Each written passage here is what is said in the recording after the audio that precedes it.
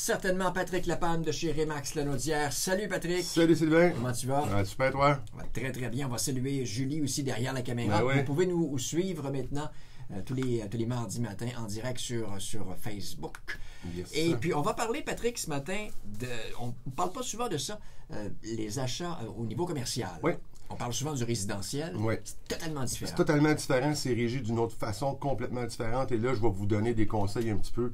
Un achat de bâtiment commercial avec un courtier fine, ça va super bien. On a les mêmes vérifications à faire, être prudent, diligent, état financier et tout ça. Mais quand on va rajouter des items au commercial, des fonds de commerce, ces choses-là, des items qui vont être rajoutés dans les inclusions, parce que ça peut arriver parfois que le client décide de vendre l'immeuble commercial au complet avec un fonds de commerce et le commerce peut être en roulement aussi. Donc, il faut vraiment s'assurer dans toute cette panoplie-là d'informations qu'on a, les vérifier. Aussi fréquemment qu'on voit, il va y avoir du financement qui va être donné du vendeur vers l'acheteur.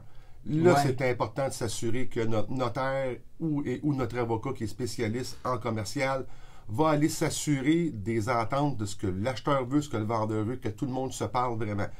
On parle souvent le matin de l'importance d'être entouré d'avoir un courtier à ses côtés, mais je pense particulièrement vrai dans le cas du commercial, l'avocat, notaire, tout ça. Oui, parce qu'il y a des particularités, surtout quand on est dans le mode du financement, il peut y avoir des parties votre vendeur va demander des garanties, mais sur vos biens personnels, vos propriétés, vos véhicules, vos biens immobiliers. Ça va être important de s'assurer ce qui est vraiment bel et bien écrit dans ces contrats-là. Est-ce que ça reflète votre réalité avec les ententes avec l'acheteur et le vendeur? Quand on prend un immeuble commercial, ben là aussi, il y a le secteur qui va rentrer en ligne de compte. Là, on pense souvent dans le résidentiel que oui, bon, les services alentours et tout ça, mais là, on va aller dans le commercial pour la propriété, la bâtisse qui va être là, l'achalandage, le secteur, la vétusté de l'immeuble. C'est quoi les accès aux personnes handicapées qu'on peut donner à l'intérieur de notre immeuble? Tous les services connexes, c'est quoi nos règlements d'usage dans ce secteur-là? Et aussi de connaître, est-ce que le secteur est saturé par 3-4 entreprises qui sont similaires dans le même secteur? C'est vraiment à faire attention et à pousser nos recherches beaucoup plus loin. Une résidence familiale, c'est relativement simple de faire une acquisition. Les gens se promènent, ils voient le secteur, ils connaissent l'endroit. Mais quand on va tomber dans le commercial, selon vraiment votre usage, vos besoins, il y a énormément de particularités. Si on parle juste des états des résultats, comment que l'entreprise va... Au cours des dernières années. Des dernières années, ça a une incidence directe sur le prix qui va être offert. La bâtisse peut valoir un prix X, mais le roulement qui va être là, l'achalandage qui est là, la clientèle qui est déjà présente, a un prix aussi. Et là, dans cette section-là, c'est vraiment notaire et avocat qui sont spécialisés dans le commercial, qui vont aller finaliser les transactions.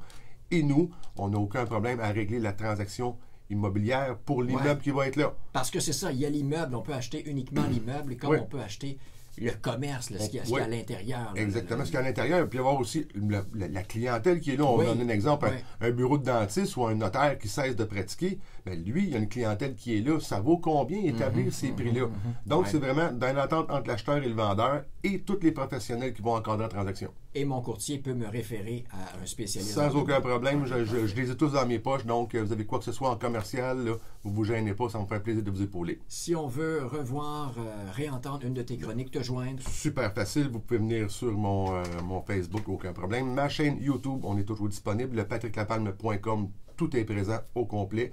Et pour me rejoindre facilement, 450-499-5544. N'arrête pas. On revient d'un long week-end de 3 jours. Tu profites un petit peu de la vie. Je vais travailler. Je vais travailler. Et voilà, c'est ça. Patrick Lapalme, un but, une passion. Vendu. Vendu.